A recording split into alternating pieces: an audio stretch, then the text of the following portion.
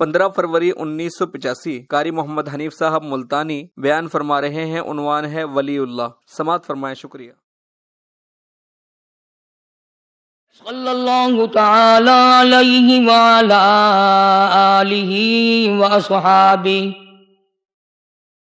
وازواجہ وذریاتہ وبارک وسلم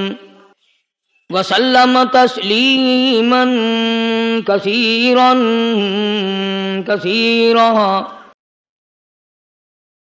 اما بعد فاعوذ باللہ السمیع العلیم من الشیطان الرجیم بسم اللہ الرحمن الرحیم الا ان اولیاء اللہ لا خوف علیہم ولا هم يحزنون الذین آمنوا وكانوا يتقون لهم البشرى في الحیاة الدنیا وفي الآخرة لا تبدیل لکلمات اللہ ذلک هو الفوز العظیم ولا يحزنک قولهم ان العزة للہ جميعا هو السمیع العلیم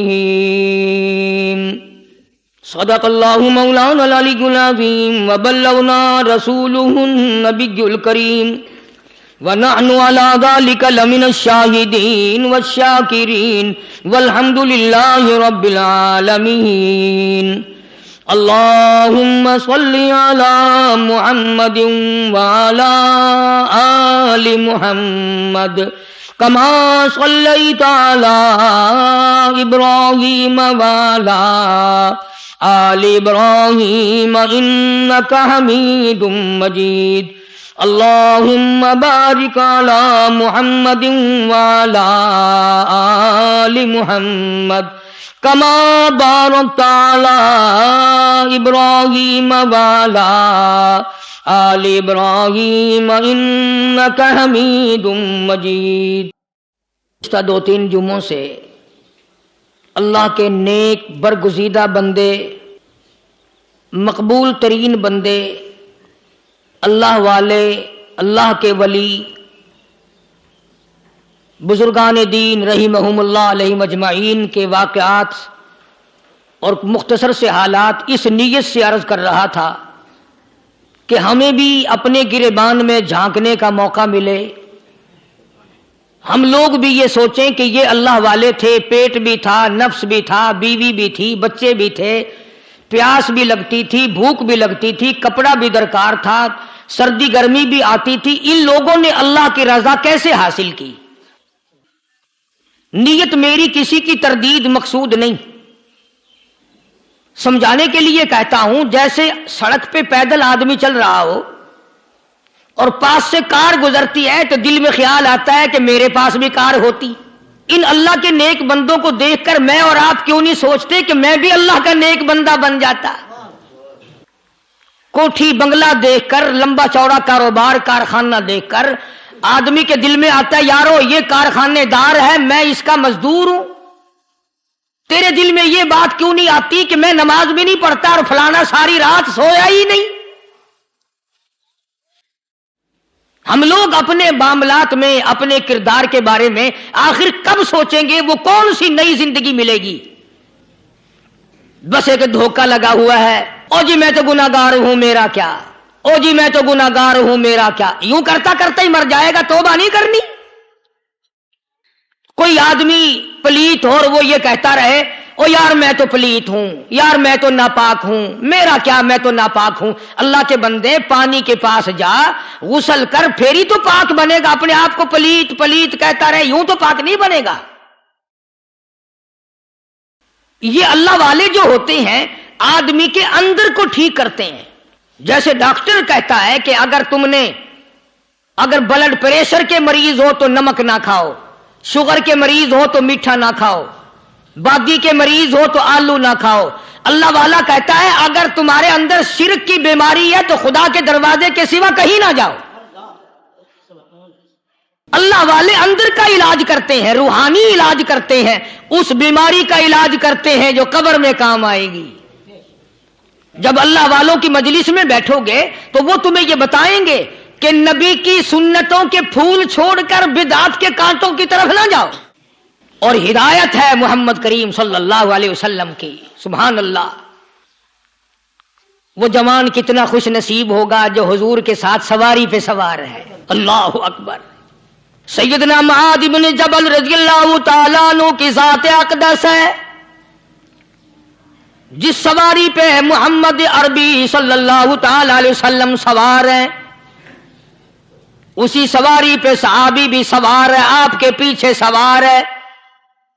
आपने 3 मरतबा इरशाद फरमाया या मास। वो कितना मुकद्दरों वाला जवान होगा जिसका नाम आका के प्यारे प्यारे मुंह से निकला। फरमाया या मास, ओ मास। अर्ज किया लब्बैक व सादैक। मेरे आका मैं हाजिर हूं, मैं गुलामी में हाजिर हूं। कुछ नहीं फरमाया। फिर दूसरी मर्तबा इरशाद हुआ या मास।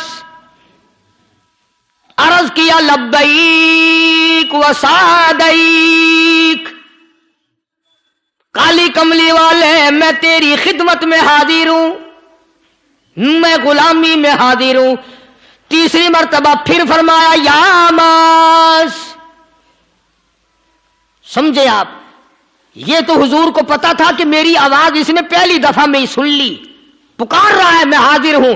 3 मर्तबा आवाज इसलिए दी, यानी मैं जो तुझे बताना चाहता हूं वो बड़ी अहम बात है, तवज्जो कर, ध्यान कर उस बात की तरफ जो मैं तुझे बताने लगा हूं। तीसरी मर्तबा इरशाद हुआ या मास। अर्ज किया लब्बैक व सादैक। मेरे आका मैं हाजिर हूं, गुलामी में हाजिर हूं। इरशाद फरमाओ। फरमाया या मास ला तुशरिक बिल्लाह। ओ माजी, मुझसे इरशाद सुन ले, मुझसे पैगाम सुन ले। मैं मोहम्मद करीम सल्लल्लाहु ताला अलैहि वसल्लम तुझे बड़ी पते की बात बताने लगा हूं, गुर की बात बताने लगा हूं, कोई हकीकत की बात बताने लगा हूं। ला तुशरिक बिल्लाह। ओ मेरे जवान, मेरे सहाबी, ओ मास, अल्लाह की जात में, अल्लाह की सफात में किसी को शरीक ना ठहराना, किसी को बिगड़ी बनाने वाला ना समझना, किसी को परेशानी दूर करने वाला ना समझना, जिंदा करने वाला, मारने वाला, फकीर बना देने वाला, फकीर को शहनशाह बना देने वाला, उसके सिवा कोई नहीं। चलो हो गई बात, फरमा दिया आपने कि शिर्क ना करना। अब हमारी बात सुनो, अभी हदीस का जुमला बाकी है जो मोहम्मद अरबी सल्लल्लाहु अलैहि वसल्लम की जुबान मुबारक से निकला। अहम बात बाकी है, ठीक है फरमा दिया, लेकिन अब सवाल करो सरकार मदीना सल्लल्लाहु अलैहि वसल्लम से कि जी अगर कोई मुसीबत की वजह से कर बैठे, अगर कोई परेशानी के आलम में आके कर बैठे, कोई दुखों का मारा हुआ कर बैठे, तो साफ फरमा दिया। फरमाया ओ मास इन कुतिलता, अगरचे तुझे कत्ल कर दिया जाए, तेरा टुकड़ा टुकड़ा कर दिया जाए, तेरा कीमा बना दिया जाए, उससे भी सख्त बात आगे फरमाई औ हुर्रिकता, चाहे तुझे जलाकर खाक कर दिया जाए, तेरा कीमा बना दिया जाए, तुझे जलाकर राख बना दिया जाए, किसी हाल में भी तुझे शिर्क करने की इजाजत नहीं। और एक और बात मेरे से सुनकर पका के ले जाओ, चोरी करने वाला सारी उम्र चोरी करता है, लेकिन कभी ऐसा दिन उसकी जिंदगी में नहीं आया होगा जब वो ये कहे कि मैं इबादत कर रहा हूं। लाख चोरी की हो, ये कहेगा कि मैं गुनाहगार हूं, चोरी कर, अपन चलो तुम्हारे मुंह पे नहीं कहेगा, दिल में कहेगा زنا کرنے والا کبھی نہیں کہتا کہ میں گناہ نہیں کرتا، شراب پینے والا کبھی نہیں کہتا کہ میں گناہ نہیں کرتا، حرام کھانے والا، رشوت لینے والا کبھی نہیں کہتا کہ میں گناہ نہیں کرتا۔ شرک ایسا گناہ ہے، ایسی گمراہی ہے، اس کو بندہ گناہ سمجھ کر نہیں، عبادت سمجھ کے کرتا ہے۔ اور ارشاد فرمایا محمد عربی صلی اللہ علیہ وسلم نے کہ شرک کرنے والے کو توبہ کی توفیق نہیں ہوتی، وہ اس کو برا سمجھے تو توبہ کرے، جب وہ اس کو برا سمجھتا ہی نہیں تو گناہ سمجھتے ہی نہیں تو توبہ کائے کی کرے گا وہ۔ میں عرض کر رہا تھا کہ یہ جو اولیاء کرام ہیں، بزرگان دین ہیں، اللہ والے ہیں، یہ شرک کی لعنت سے آدمی کو بچانے کے لیے ساری زندگی کوشاں رہتے ہیں۔ حدیث پاک میں آتا ہے، ارشاد فرمایا محمد کریم صلی اللہ علیہ وسلم نے کہ جب آدمی گناہ کرتا ہے، فرمایا ان فی الجسد لمضغۃ اذا صلحت صلح الجسد کلہ واذا فسدت فسد الجسد کلہ الا وہی القلب، او کما قال النبی صلی اللہ علیہ وسلم۔ ارشاد فرمایا آدمی کے بدن میں ایک گوشت کا ٹکڑا ایسا ہے کہ جب وہ ٹھیک ہو جائے تو سارا بدن ٹھیک ہو جاتا ہے، جب وہ بگڑ جائے تو سارے بدن کا نظام بگڑ جاتا ہے۔ الا وہی القلب، سرکار مدینہ صلی اللہ علیہ وسلم نے فرمایا وہ دل ہے۔ دل آدمی کا سنور جائے تو سارا کچھ سنور گیا، دل بگڑ گیا تو سب کچھ بگڑ گیا۔ ریاکاری دل سے پیدا ہوتی ہے، تکبر دیکھنے میں نہیں آتا، دل میں پیدا ہوتا ہے، فخر دل میں پیدا ہوتا ہے، عجب اور خودبینی دل میں پیدا ہوتی ہے۔ تو آقا مدنی صلی اللہ علیہ وسلم نے فرمایا کہ آدمی کا دل جو ہے وہ سفید ہوتا ہے، بالکل سفید ہوتا ہے۔ جب بندہ گناہ کرتا ہے تو ایک چھوٹا سا سیاہ کالا نقطہ اس کے دل پہ لگ جاتا ہے، پھر دوسرا گناہ کرتا ہے، پھر دوسرا نقطہ لگ جاتا ہے، پھر تیسرا گناہ کرتا ہے، پھر تیسرا نقطہ دل پہ لگ جائے، حتیٰ کہ اس کا دل سارا کالا ہو جاتا ہے۔ اور جب سارا دل کالا ہو جاتا ہے تو اس کے دل کے اندر پھر حق سمجھنے کی گنجائش نہیں رہتی، پھر وہ اتنا بگڑتا ہے، اتنا بگڑتا ہے کہ خلاف شرع کام کو وہ عبادت کہتا ہے، پھر وہ ڈھول دھماکے کو عبادت کہتا ہے، پھر وہ چمٹا کھڑکانے کو عبادت کہتا ہے، پھر وہ نشہ کرنے کو عبادت کہتا ہے، پھر وہ نماز نہ پڑھنے کو عبادت کہتا ہے، پھر وہ قرآن کے قریب نہ آنے کو عبادت کہتا ہے۔ حالانکہ بزرگوں کا یہ طریقہ کار نہیں۔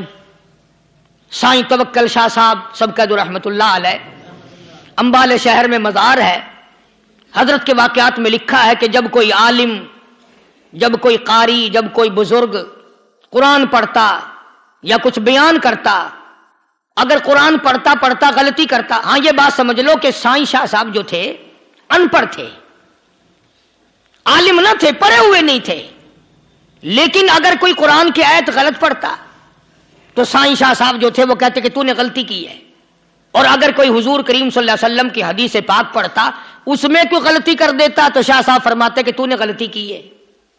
تو ایک دن مولویوں نے، عالموں نے اور قاریوں نے مشورہ کر لیا اور کہنے لگے آؤ شاہ صاحب سے پوچھیں گے کہ ان کو، یہ پڑھے ہوئے تو ہے نہیں، ان کو پتہ کیسے چلتا ہے آیت غلط پڑھی گئی یا حدیث پاک غلط پڑھی گئی، ان کو پتہ کیسے چلتا ہے؟ تو اللہ والے کی خدمت میں پہنچے اور جا کے یہ سوال کر دیا، اللہ والے سے یہ سوال کر دیا۔ آپ سب سبحان اللہ کہو تو میں آگے جواب بتاؤں۔ اللہ اکبر، اللہ اکبر، کیا شان ہے اللہ والوں کی۔ فرمایا تم نہیں جانتے جب کوئی قاری قرآن صحیح پڑھتا ہے، عالم حدیث پاک صحیح بیان کرتا ہے، میں دیکھتا ہوں، میری آنکھوں کو نظر آتا ہے، اس کے سر سے لے کر آسمان تک نوری فرشتوں کی قطار بند جاتی ہے، اور جب وہ غلطی کرتا ہے تو وہ قطار ساری رخصت ہو جاتی ہے، وہ قطار ساری چھٹی کر جاتی ہے، میں سمجھ جاتا ہوں کہ کوئی غلطی ہوئی ہے۔ یہ ہے اللہ والوں کی باتیں جو ہم لوگوں کے کام آنے والی ہیں، جو ہمارے سوچ و بچار کی ہیں، جو ہمارے کرنے کی ہیں، کہ کتنے کتنے دن ان حضرات کو فاقے کرنے پڑے، مصیبت جھیلنی پڑی، پریشانی اٹھانی پڑی، تو پرواہ ہی نہیں کرتے تھے۔ مخلوق سے سوال کرنا ان حضرات کے یہاں بہت بری بات تھی، بلکہ نفحت الیمن ایک عربی کورس کی کتاب ہے، درس میں پڑھائی جاتی ہے عربی مدرسوں میں. ہم نے جب سبق پڑھتے تھے تو ایک واقعہ پڑھا تھا کہ کسی پہاڑ کی غار میں ایک اللہ والا رہتا تھا اور اللہ اللہ کرتا تھا ہر وقت. اللہ کی طرف سے کھانا آ جاتا تھا اور وہ کھا لیا کرتا تھا. تو خدا امتحان بھی کرتا ہے، آزمائش بھی کرتا ہے. دعا کیا کرو اللہ ہماری آزمائش نہ فرمائے. ہم لوگ آزمائش کے قابل کہاں ہیں؟ تو اللہ پاک نے جب اس اللہ والے کی آزمائش فرمائی تو 3 دن تک کھانا نہ آیا. 3 روز تک کھانا نہیں آیا. جب نہیں آیا تو بھوک نے ستایا، اور جب بھوک نے ستایا تو پریشانی ہوئی، اور جب پریشانی ہوئی تو دل میں خیال آیا کہ اب میرے لیے سوال کرنا جائز ہو گیا، اب تو میں بالکل بھوک نے تنگ کر دیا مجھے. تو پہاڑ سے نیچے اترے اور جا کر کے ایک مکان پہ سوال کر دیا، اور سوال یہ کیا کہ اللہ نام پہ مجھے کھانا چاہیے. ان گھر والوں نے 3 روٹیاں دے دی. ان گھر والوں نے 3 روٹیاں دے دی اور یہ اللہ کا ولی لے کے چل دیا. تو جس گھر سے 3 روٹیاں ملی تھی ان کے یہاں ایک کتا بھی تھا. وہ اس ولی کے پیچھے پیچھے لگ گیا اور بھونکار قریب تھا کہ کاٹ کھائے پھاڑ کھائے. اللہ کے ولی نے سوچا کہ یہ تو بڑا ظالم کتا پیچھے لگ گیا، 1 روٹی اس کو پھینک دوں، 2 مجھے کافی ہو جائیں گی، یہ اپنا اس کی ہلے لگ جائے گا، مشغول ہو جائے گا، میں نکل جاؤں گا. یہ کتاب کی بات ہے، حدیث کی نہیں. تو نفحۃ الیمن کتاب میں واقعہ یوں لکھا کہ کتا 1 روٹی کھا کے پھر بھاگ کے اس ولی کو مل گیا اور بہت بھونکار کاٹنے کے قریب ہوا. تو پھر اللہ کے ولی نے سوچا کہ یار 1 ہی روٹی کافی ہو جائے گی، یہ تو پھر ظالم پیچھے ہو گیا. اس نے دوسری روٹی بھی اس کو پھینک دی. اللہ کی شان، کتا دوسری روٹی کھا کر کے پھر ولی کے پیچھے پیچھے. اس نے سوچا ایسی روٹیوں سے تو یوں ہی بھلے. وہ تیسری بھی پھینک دی. کتے نے تیسری بھی کھا لی، اور جب تیسری روٹی کھا کے کتا بھونکا، اب ولی کھڑا ہو کر غصے میں آ گیا اور کہنے لگا او کتے تجھے شرم نہیں آتی؟ عربی کا لفظ ہے وَمَا عَدِيمُ الْحَيَا، اور بغیرت کمینے، تیرے مالک نے 3 روٹیاں دی تھی، جس دروازے پہ تو رہتا تینوں کھا لی پھر بھی بھونکتا ہے. 3 روٹیاں میں نے تجھے دے دی پھر بھی بھونک رہا ہے. تو یوں لکھا اس کتاب میں کہ اللہ پاک نے کتے کو بھی زبان دی اور وہ یہ کہنے لگا کہ ولی صاحب ذرا ٹھہرو، خود فیصلہ کرو، تم بے غیرت ہو یا میں بے غیرت ہوں. فیصلہ جناب کریں، میں کتا ہوں، آپ ولی ہیں. جنت کے کھانے کھائے، ارے 3 دن نہ ملا تو آدمی کے دروازے پہ آ کے ماتھا گھسایا، جھولی پھیلائی، بھیک مانگی، مجھ سے قسم لے لو میں کتا ہوں. کئی مرتبہ 8 دن ٹکڑا نہیں ملتا، قسم لے لو اس دروازے کے سوا کبھی کسی دوسرے دروازے پہ نہیں گیا میں. تجربہ کر لو. 3 دن کتے کو ٹکڑا ڈالو، چوتھے دن دم ہلا کر تمہارے پاؤں میں لٹے گا. ساری عمر گزر گئی اس مالک کا دیے ہوئے، دیا ہوا کھاتے ہوئے پیتے ہوئے، آج بھی تجھے اس مالک کا دروازہ سمجھ نہیں آیا. پانی وہ پلاتا والذی ہوا یطعمنی ویسقین وَإِذَا مَرِضْتُ فَهُوَ يَشْفِينِ.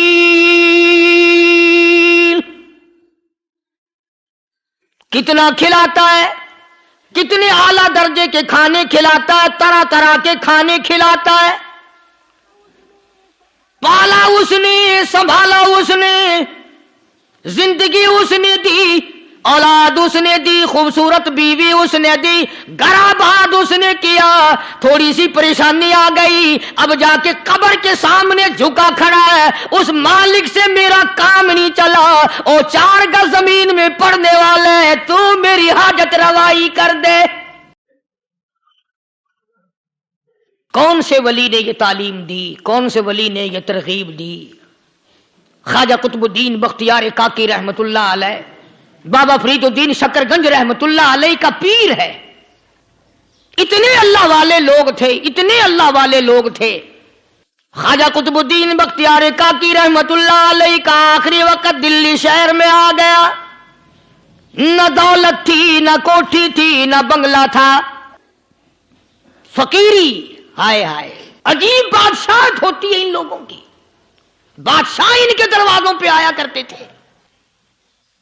خواجہ ابو الحسن خرقانی رحمت اللہ علیہ بزرگ گزرے ہیں، محمود غزنوی کا زمانہ ہے. محمود غزنوی مرحوم بادشاہ نیک آدمی تھا. خواجہ ابو الحسن خرقانی رحمت اللہ علیہ کی خدمت میں آیا اور حضرت نے یوں پوچھ لیا, فرمایا محمود 2-4 دن پہلے بھی تو سنا تھا کہ تم ادھر آئے ہو, مجھ سے مل کے نہیں گئے؟ تو کہنے لگا حضرت سرکاری دورے پہ آیا تھا, سرکاری دورے کی لپیٹ میں اللہ والے کی زیارت کو بے ادبی سمجھتا ہوں. اللہ والے کی زیارت کرنے آؤں, کام کوئی اور لے کر آؤں اور اللہ والے کی زیارت کروں, میرے نزدیک یہ بے ادبی ہے. فرمایا آج ارادہ کر کے آئے ہو؟ کہ جی ہاں ارادہ کر کے آیا ہوں. باتیں ہوتی رہی. محمود کہنے لگا حضرت آج بہت بڑا کام لے کر آیا ہوں, دعا فرماؤ. سومناتھ کے مندر پہ حملے کا ارادہ ہے. 70 راجاؤں کی فوج آئیں گی, 70 بادشاہوں کی فوج آئیں گی, 70 راجا ہندو اپنی فوج لے کر آئیں گے, میں اکیلا مسلمان مقابلے میں آؤں گا. دعا فرماؤ وہ قادر کریم مجھے فتح عطا فرمائے. کیسی نیت لے کر آیا کرتے تھے بادشاہ لوگ فقیروں کے دربار میں. آج تو اگر کسی ولی کے پاس بھی جاؤ گے, میں نے مولانا عبید اللہ انور مدذلو سے پچھلے دنوں عرض کر دیا, میں نے کہا حضرت آپ اپنے گھر میں ہی رہتے ہیں, باہر نہیں نکلتے, کئی دن لوگوں کو نیکی ملے گی, زیارت ہوگی. تو فرمانے لگے قاری صاحب آپ کو کیا پتا ہے, بس اسی کام کے لیے لوگ آتے ہیں. ہماری اینٹ پڑ دو, ہم نے مکان بنانا ہے, ہمیں دکان کا تعویذ دے دو, ہمارے پیچھے دشمن لگ گیا, ہمارا مقدمہ ہو گیا, اور یوں تو کہنے کوئی بھی نہیں آتا, دعا کر دو اللہ میری قبر میں بھلائی فرما دے. تو محمود غزنوی نے خواجہ ابو الحسن خرقانی سے درخواست کی کہ آپ دعا فرمائیں. اللہ والے نے دعا بھی فرمائی اور اپنا مسلح دے دیا. یوں فرمایا محمود جب مشکل وقت آ جائے اس مسلح پہ کھڑے ہو کر 2 رکعت نماز ادا کرنا. پتا چلا کہ اللہ کی مدد جو ہے وہ نماز کے ساتھ ہے. میں تمہیں بھی بتاتا ہوں, ولی تو میں نہیں. جب بھی کوئی پریشانی آئے, جب بھی کوئی تکلیف آئے, فرمایا استعینوا بالصبر والصلاۃ, نماز پڑھو انشاءاللہ آسانی ہوگی. صبر کر, نماز پڑھ. ان اللہ مع الصابرین,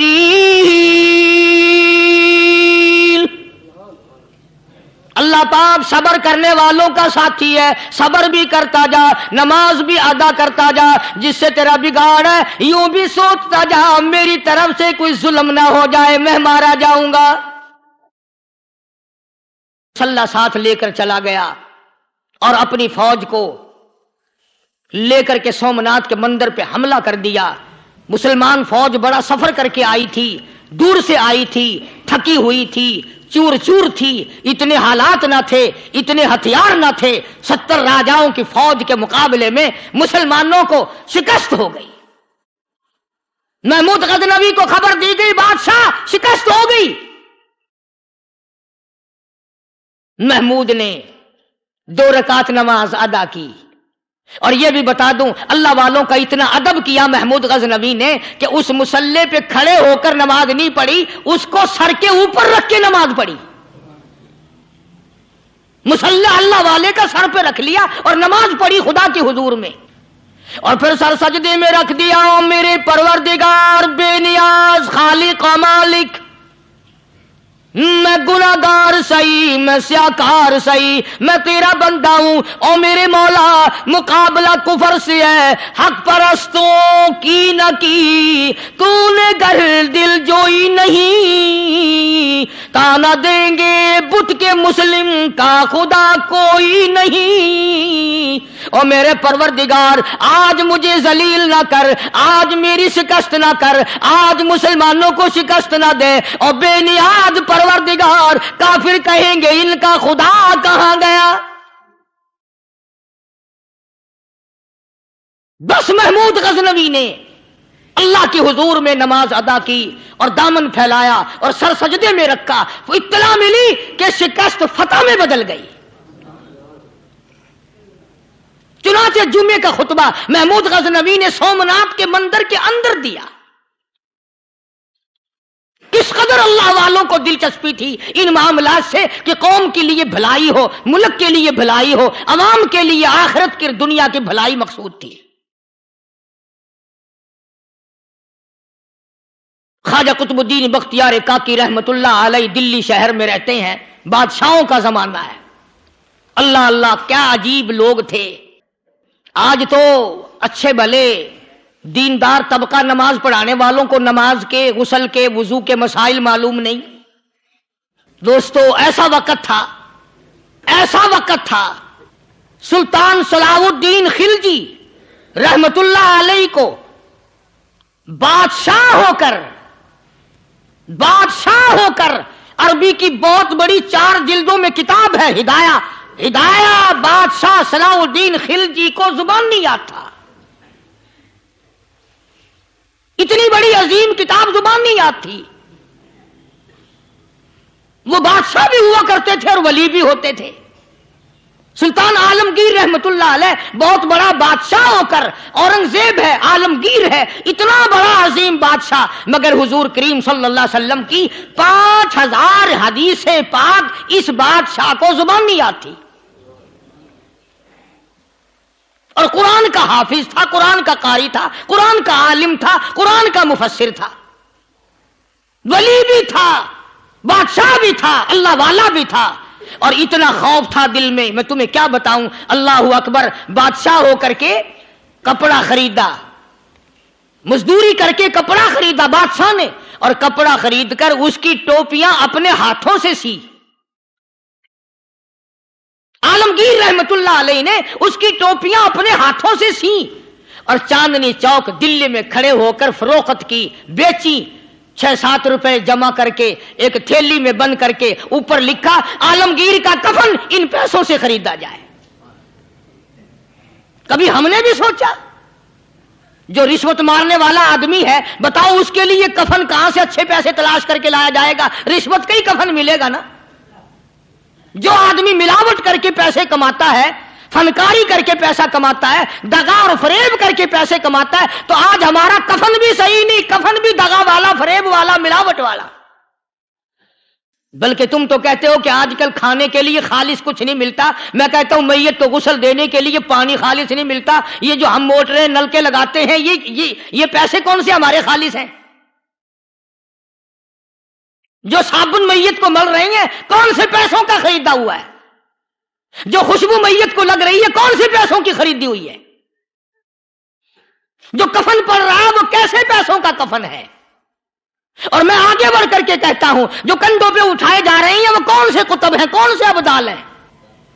جس نے میت کو غسل دیا ہے کبھی معلوم کیا کہ وہ کتنا بڑا نیک آدمی ہے؟ یہ تو ہمارے آخری وقت کا حال ہے، اور اس طرف کسی کا دھیان نہیں، سوچ نہیں، بچار نہیں، قطعی طور پر اندھے ہو جاتے ہیں۔ او میاں ٹھیک ہے جو کچھ ہو رہا ہے۔ اچھا ایک بات عرض کروں، اللہ تبارک و تعالیٰ کے یہاں جب ہم جائیں گے، اگر اور سارے معاملات کو چھوڑ دو، اللہ پاک یہی پوچھ لے کہ میاں یہ کفن جو پہن کے آیا یہ کیسا ہے، یہ جو کفن پہن کے آیا یہ کیسا، ہم کیا جواب دیں گے؟ بادشاہ عالمگیر رحمت اللہ علیہ نے تھیلی پہ لکھ کر کے بند کر کے رکھ دیا، جب میرا انتقال ہو جائے، میری موت آ جائے، جب میں دنیا سے رخصت ہو جاؤں، جب میں دنیا سے چلا جاؤں، میرا آخری لباس جو میں نے ساتھ لے کے جانا ہے، وہ شادی کے جوڑے دنیا تیار کرتی ہے، سفر کے جوڑے دنیا تیار کرتی ہے، غیر ملکوں میں جانے کے لباس دنیا تیار کرتی ہے، ادھر ادھر جانے کے لیے، تقریبوں میں جانے کے لیے جوڑے لباس پوشاک دنیا تیار کرتی ہے۔ اور میں کہتا ہوں لوگوں، قبر کی پوشاک ہم کب تیار کریں گے؟ عالمگیر رحمت اللہ علیہ نے خود اپنے کفن کا انتظام کر کے رکھ دیا۔ ہمارے گھروں میں تو اگر کفن کا ذکر کرو تو گھر والے بھی منہ بنائیں گے، چھوڑو تم نے کفن کی باتیں بنانی شروع کر دی ابھی سے ہی۔ اور ایک اور عرض کروں، کفن بھی مقدر والوں کو ملتا، کئیوں کو ملتا ہی نہیں۔ کفن نہیں ملتا، قبر نہیں ملتی، نماز جنازہ نہیں ملتی، غسل نصیب نہیں ہوتا۔ مقدری سودے ہیں، نہ یہ دولت سے بات بنتی ہے، اور نہ یہ اقتدار سے بات بنتی ہے، اور نہ یہ سرمایہ سے بات بنتی ہے۔ یہ تو تقدیروں کے مسئلے ہیں جو مالک نے اپنے ہاتھ میں رکھا ہے۔ جناب رسول کریم سب کہہ دو صلی اللہ علیہ وسلم کے سگے چچا، اللہ غنی جنگ احد ہے، امام इमामुल अंबिया महबूब किबरिया हजरत मोहम्मद मुस्तफा सल्लल्लाहु ताला अलैहि वसल्लम को खबर दी गई, आपकी हालत भी जख्मी है, आपका चेहरा अनवर जख्मी हो गया, आपके चेहरे में खोद जो सर पे ओढ़ रखा था उसके हल्के कड़ियां चेहरे अनवर के अंदर चली गई, निकलती नहीं, निकालना चाहते हैं, निकलती नहीं, निकालने की कोशिश करते हैं। अबू बैदा बिन जर्राह रज़ियल्लाहु ताला अन्हु ने दांतों में पकड़कर वो हल्का जंजीर वाला खींच लिया। अल्लाहु गनी, उधर खून का फुवारा छूटा, खून का फुवारा छूटा। अल्लाह, अर्शे इलाही से आवाज आई, जिब्रील। पल झपकने के बराबर जिब्रील सारी दुनिया का निजाम तय कर सकता है। तवज्जो, अल्लाह ने आवाज दी, जिब्रील। अर्ज किया, हुजूर। फरमाया, याद रख, अगर मेरे महबूब का खून जमीन पे गिर गया तो फिर तू जिब्रील का आएगा। सिदरतुल मुंतहा से सेकंड तो बड़ी चीज होती है, पल झपकने से पहले जिब्रील ने आकर उस खून को संभाला है। इतनी अजमत है सरकार मदीना सल्लल्लाहु अलैहि वसल्लम की अल्लाह तबारक व तआला के यहां और हर पैगंबर की। इब्राहिम अलैहिस्सलातु वस्सलाम को वक़्त के बादशाह ने मंजनीक में बिठाकर यूं आग में फेंक दिया, उस मिंजनीक में से, पंगूड़े में से खलील निकल चुका। आवाज आई, जिब्रील। जवाब मिला, हुजूर, कि मेरा खलील को क्या हुआ? हजरत जिब्रील को हुक्म हुआ, याद रख, अगर खलील का एक बाल भी जल गया तो तू जिब्रील किस काम का? अल्लाह तबारक व तआला के फरिश्ते ने पहले पहुंचकर आग पे पर बिछा दिए। यूसुफ अलैहिस्सलातु वस्सलाम को भाइयों ने कुएं में फेंका। अब बताओ, कुआं कोई 100-200 गज या 100-200 मील तो लंबा नहीं होता। मैं खालिक की बेनियाजी तुम्हें बता रहा हूं और अपने पैगंबरों की किस तरह हिफाजत फरमाते हैं। सुभान अल्लाह। भाइयों ने कुएं में धक्का दिया, जिब्रील जी ये क्या हुआ? तो मेरा नबी आया। मेरे नबी के कुएं में जाने से पहले तख्त बिछा दे। जिब्रील ने पर बिछाकर तख्त बना दिया। वो तो यूं बचाता है, वो तो यूं संभालता है। अबू बैदा बिन जर्राह रज़ियल्लाहु ताला अन्हु ने सरकार मदीना सल्लल्लाहु अलैहि वसल्लम के चेहरे अनवर में से वो जो जंजीर कड़ी खींची, अल्लाह अल्लाह, अबू बैदा के 2 दांत नीचे के, 2 ऊपर के, 4 दांत निकल गए। आज हमारे दांतों को कीड़े खा जाते हैं, खोखरें बन जाती हैं, निकल जाते हैं। अबू बैदा, तू कितना खुश नसीब जवान है, तेरे 4 दांत तो निकल गए, पर हुजूर सल्लल्लाहु अलैहि वसल्लम की तकलीफ को तूने दूर किया। यानी आका की खिदमत करते हुए अबू बैदा के दांत निकल गए। उधर अपनी तकलीफ है, इधर पता चला काली कमली वाले सल्लल्लाहु ताला अलैहि वसल्लम तेरे चाचा का हाल ठीक नहीं। जनाब अमीर हमजा रज़ियल्लाहु ताला अन्हु को शहीद कर दिया गया, कपड़े भी उतार लिए गए। हुजूर करीम सल्लल्लाहु अलैहि वसल्लम बड़ा सदमा पहुंचा, बड़ा रंज पहुंचा। एक बात करता हूं, तवज्जो करके लिख के ले जाओ, काम आएगी। बेटियों को बताओ, बहनों को बताओ। सरकार की नजर पड़ी, सरकार की नजर पड़ी। हजरत सफिया रज़ियल्लाहु ताला अन्हा, हुजूर की बुआ, हुजूर की फूफी, हजरत जुबैर रज़ियल्लाहु ताला अन्हु की अम्मा, अमीर हमजा रज़ियल्लाहु ताला अन्हु की बहन दौड़ी दौड़ी आती है। पता चला ना मदीने में कि भाई का हाल ठीक नहीं, शहीद कर दिया गया। औरत जात दौड़ी दौड़ी आई। हुजूर ने फरमाया, जुबैर कौन औरत है, जाके रोको, लाश का हाल ठीक नहीं, कपड़े फाड़ेगी, जजा फजा करेगी, मैंने सुना है लाश का हाल ठीक नहीं है। हजरत जुबैर ने आके रोका, करीब आकर पहचान लिया, हजरत जुबैर की अम्मा थी। उन्होंने कहा, अम्मा इजाजत नहीं, आगे ना जाओ। हजरत सफिया अरब की तकड़ी माई, मारा गुस्सा जुबैर को, ओ परे फेंक दिया। कहने लगी, हट एक तरफ, मैं अपने भाई को देखने ना जाऊं। जुबैर को तो मुक्का मार के परे फेंक दिया। और लोगों तवज्जो करो, गुलाम आप भी बनते हैं, गुलाम मैं भी बनता हूं। खुदा की कसम टाइम पे गुलामी का पता चलता है। फिर जुबैर कहने लगा, अम्मा हुजूर ने मना फरमाया, आगे ना जा, हुजूर ने मना फरमाया।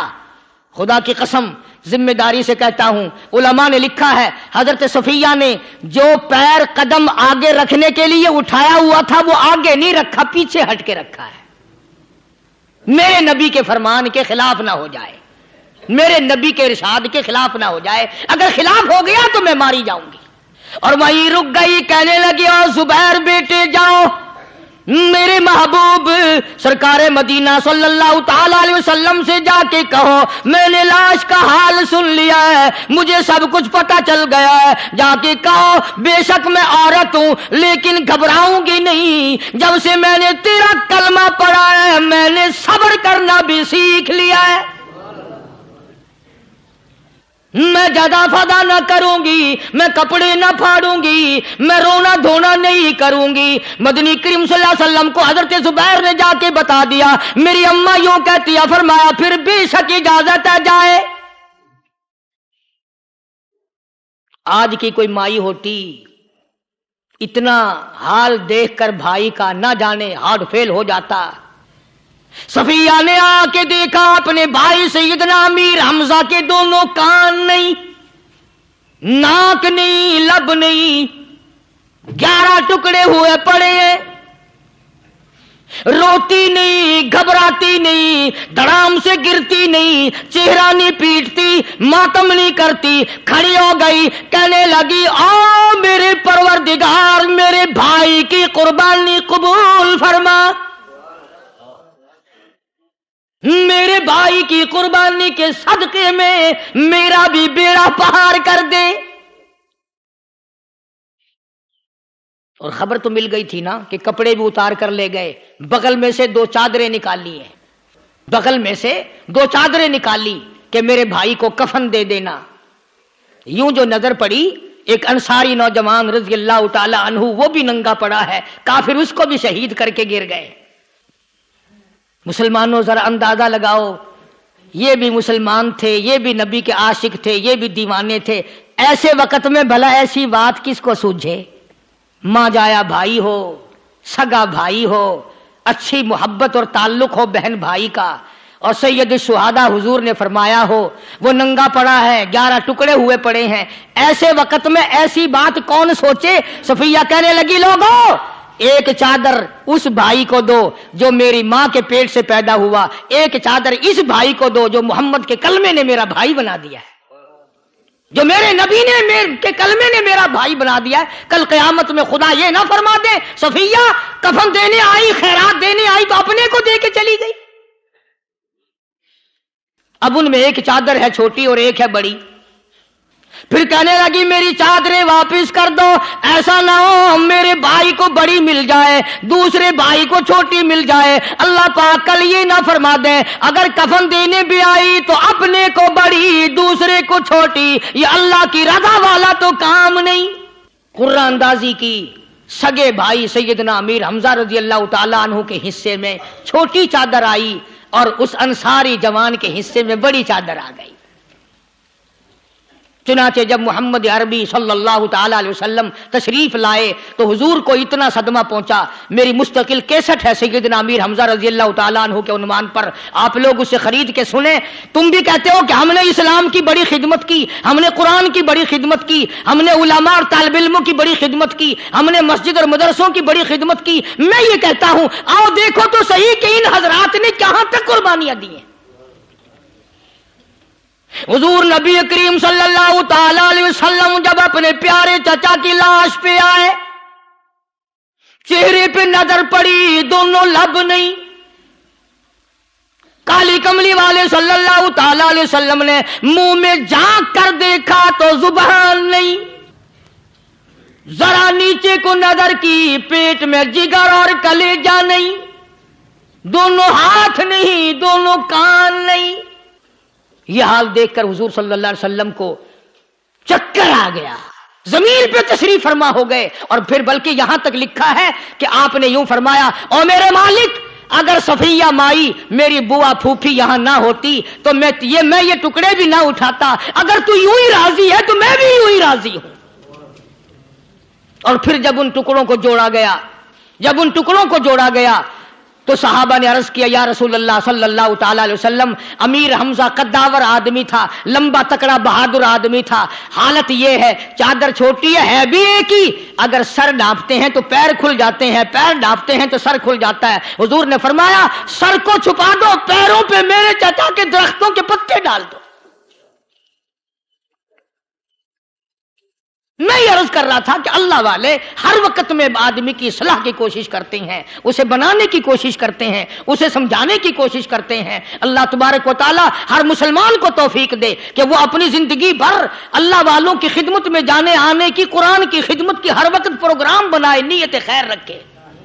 کیوں؟ اس لیے اسی کو کہتا ہے کہ لیے پھرتی ہے بلبل چونچ میں گل، لیے پھرتی ہے بلبل چونچ میں گل، اور ڈھونڈتی ہے شہید ناز کی تربت کہاں ہے، تلاش کرتے ہیں جانور پرندے کہاں پر اللہ کی رحمت برس رہی ہے۔ تو ہمیں بھی اللہ کی رحمت کا طالب ہونا چاہیے، اللہ کی رحمت کا متلاشی ہونا چاہیے۔ اللہ پاک مجھ پہ اور آپ سب پر، ساری امت پر اپنا کرم فرمائے۔ وآخر دعوانا ان الحمدللہ رب العالمین۔ اللہم صلی وسلم وبارک علی سیدنا و مولانا محمد النبی الامی الہاشمی وعلی آلہ واصحابہ برۃ الکرام۔ الہ العالمین ہم سب پہ کرم فرما، یا اللہ فضل کا معاملہ فرما، کرم کا معاملہ فرما۔ حاجی رشید صاحب مدینہ گلاس فیکٹری والوں کا آپریشن ہوا ہے، ہر وقت دعا کرتے رہتے اللہ تعالیٰ سے کاملہ عطا فرمائے۔ میرے خدمت گزار ہیں، ساتھی ہیں سرفراز خان صاحب باولپور کے، ان کی اللہ پاک اپنے فضل و کرم سے پریشانیوں کو دور فرمائے، اور جتنے بھی حافظ گل محمد کی والدہ انتقال کر گئے اللہ تعالیٰ مرحومہ کی قبر کو جنت کا باغ بنائے۔ یا اللہ ہم سب کے والدین کی مغفرت فرما، ماں باپ کی بخشش فرما، آباء و اجداد کی مغفرت فرما، دوست احباب اور خدمت گزاروں کی مغفرت فرما، دور کے نزدیک کے، مسجد کے، مدرسے کے، میرے خدمت گزاروں کے کاروبار میں مال و جان میں برکت عطا فرما۔ یا اللہ اپنے فضل و کرم سے سارے پاکستان کی حفاظت فرما۔ یا اللہ تمام بیماروں کو شفا عطا فرما۔ کئی ساتھیوں نے کہا یا اللہ سب کے کاروبار میں برکت عطا فرما، سب کے روزی رزق میں وسعت عطا فرما، سب کی فصلوں میں برکت عطا فرما، اسپتالوں میں، گھروں میں، دور نزدیک جتنے بیمار ہیں یا اللہ سب کو شفا عطا فرما۔ یا اللہ سبھی کی پریشانیوں کو دور فرما، سب کی مشکلوں کو آسان فرما، ہم سب کی اولاد کو نیک اور نمازی بنا، ہمارے گھروں کو نماز اور قرآن سے آباد فرما۔ یا اللہ ہم سب کو پختہ نمازی بنا، کلمے اور ایمان والی موت عطا فرما۔ یا اللہ تمام مسلمانوں کو ہدایت عطا فرما، پوری دنیا میں دین کے چشمے بہا دے، قرآن اور ایمان والی زندگی بنانے کی توفیق عطا فرما۔ یا اللہ تمام مسلمان جتنے بھی پوری دنیا میں عالم اسلام کی حفاظت فرما، ان سب کی جان مال عزت آبرو اور ایمان کی حفاظت فرما۔ یا اللہ تمام مسلمان جتنے بھی یہ مرد عورت جھولی پھیلائے بیٹھے ہیں سب کو حج بیت اللہ نصیب فرما، سب کو روزہ رسول اللہ صلی اللہ علیہ وسلم کی زیارت نصیب فرما۔ یا اللہ جتنے مسلمان مرد عورت قبروں میں چلے گئے سب کی قبروں کو جنت کا باغ بنا، ہمارے اساتذہ کی مغفرت فرما، مشائخ کے درجوں کو بلند فرما۔ یا اللہ جتنے بھی مریض ہیں دکھ دردوں کو دور فرما۔ یہ ہمارے جتنے بھی مسجد کا انتظام کرنے والے حضرات ہیں یا اللہ سب کی دینی دنیاوی پریشانیوں کو دور فرما اور نیک ارادوں میں کامیاب اور پائے تکمیل تک پہنچا۔ ہم سب کی اولاد کو ہماری قبروں کا وارث بنا، یا اللہ ہماری نمازوں کا وارث بنا، یا اللہ دین احمد صلی اللہ علیہ وسلم کا وارث بنا۔ ربنا تقبل منا انک انت السمیع العلیم وتب علینا انک انت التواب الرحیم۔ صلی اللہ علی حبیبہ محمد وعلی آلہ واصحابہ اجمعین برحمتک یا ارحم۔